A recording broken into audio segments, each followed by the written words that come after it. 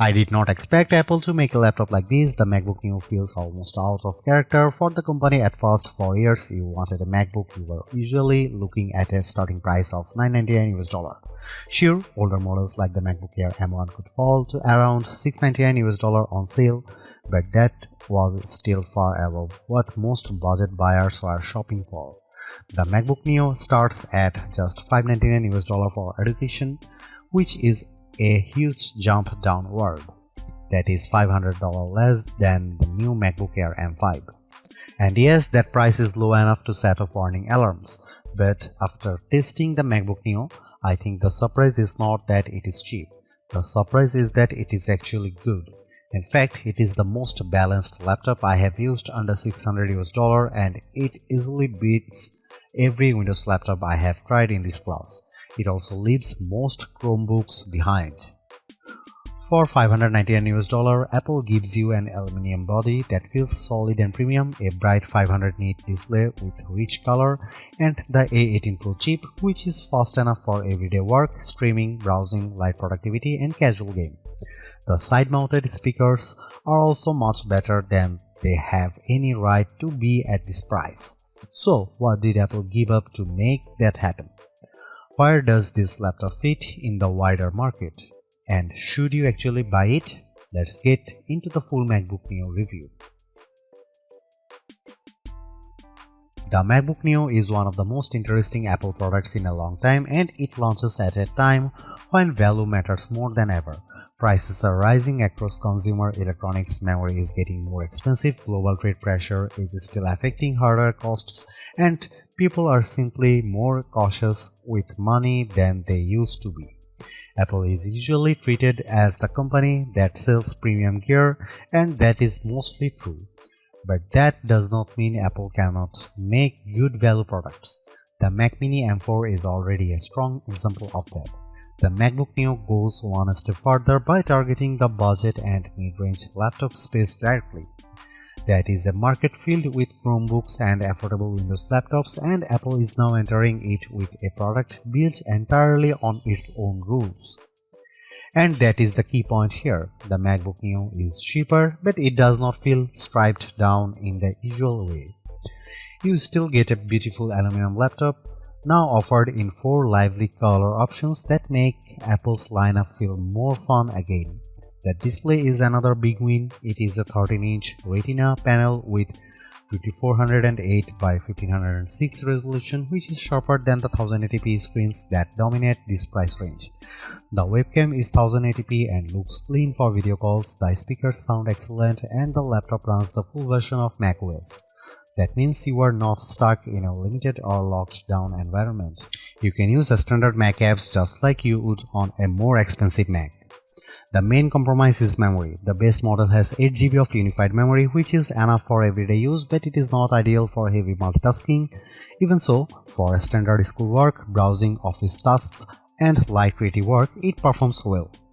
The real story though is the price. At $599 US, the MacBook Neo is shockingly competitive.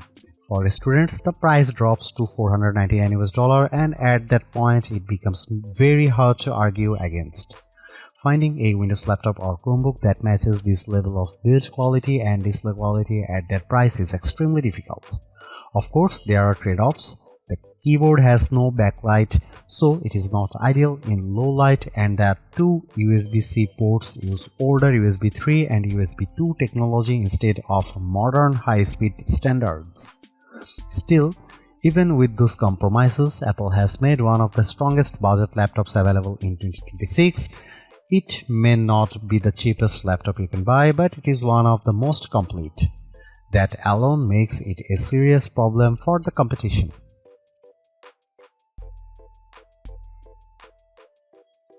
The MacBook Neo's performance story is unusual, but it makes sense once you look at the pricing. Instead of using an M-series chip, Apple chose the A18 Pro, the same chip that powered the iPhone 16 Pro. On paper, that sounds strange. In practice, it is a smart, cost-saving move.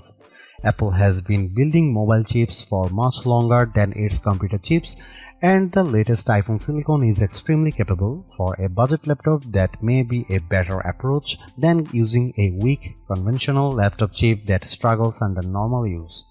Using an older iPhone chip lets Apple keep the price down while still delivering strong everyday performance. You might wonder why Apple did not simply use an older M chip like the M1. The company says the A18 Pro has a 16-core neural engine that is better suited for on-device AI work, including Apple Intelligence features inside macOS. The M1 is not as strong in that area, and the A18 also uses faster memory, so the choice is more deliberate than it first appears. Because the A18 Pro is still a 64-bit ARM chip, you are not getting some limited phone-only system here. The MacBook Neo runs full macOS, which means standard Mac apps work normally. And that matters. This is not a lockdown machine like many Chromebooks, which are limited to a narrower set of apps, or Windows 11's laptops, which are restricted in annoying ways and often push you toward Microsoft Store downloads and Edge browsing. The MacBook Neo avoids that kind of frustration completely. For everyday use, the experience is very good. macOS runs smoothly enough, and while it is not as fast as a MacBook Pro, it is still impressive for a machine this affordable. I would recommend keeping the workload light and realistic. Use built-in apps, office software, browsing, streaming, and basic creative tools, and the Neo behaves well. I tested it with GarageBand and Keynote, and both worked without issue. That is exactly the kind of software this machine is meant to handle. It can also go further. I installed Steam, which needs Rosetta on non-Intel hardware, and it ran fine. That shows how open the Neo is compared with Chromebooks and other budget systems. You are not trapped inside a limited app ecosystem. Apple's ecosystem integration is also fully intact. You can mirror your iPhone, move files between devices, share your clipboard, make calls, send messages, and use an iPad as a second display. I even tested it with the new M5 iPad Pro, which is very uneven pairing in terms of price, but the feature worked great. That is one of the best things about the MacBook Neo. It still feels like a real Mac, not a cheaper version of one. The limits are mostly about hardware. If you want heavy 3D rendering, serious video editing, or a big creative workload, this is not the right machine. It can do a lot, but it is not meant to do everything. The 8GB of unified memory is the biggest technical concern. Unified memory is shared across the system and graphics, so once you start opening multiple apps or using more demanding workloads, it fills up quickly. During my testing with Safari, Keynote, GarageBand, and a Steam download running, memory usage reached roughly 6.48 GB to 7 GB. That is very close to the ceiling. And once memory is maxed out, the system slows down. There is no upgrade path here, and you cannot just add more RAM later. So the memory choice has to work for your needs from day one. For light users, it is probably enough. For heavier multitaskers, it is not. If you are planning to use the laptop for more demanding work, the MacBook Air M5 is the better choice because it starts with 16 GB of unified memory. The Neo is a good machine, but it is not built for high-pressure workloads. Gaming is possible too, though not in a high-end way. I got Cyberpunk 2077 running at a playable 30 FPS using the For This Mac preset. It was heavily reduced visually with many settings turned low or off, but the fact that a fanless $599 laptop can do that at all is genuinely impressive. It also plays iPhone and iPad games very well, which makes more sense for this hardware. Overall, the performance is strong for the money. It is good for school, web work, media, and light productivity. It is flexible, quiet, and more capable than most rivals, but it is still a budget machine and it should be treated like one. One more plus, it is fanless. That means silent operation, which is a big deal when you compare it with budget Windows laptops that often becomes noisy under load. The MacBook Neo is the best budget laptop you can buy right now. It sits at the higher end of the budget category, but the quality gap between it and most Windows laptops or Chromebooks at the same price is hard to ignore. The MacBook Neo looks better, feels better, and performs better in daily use.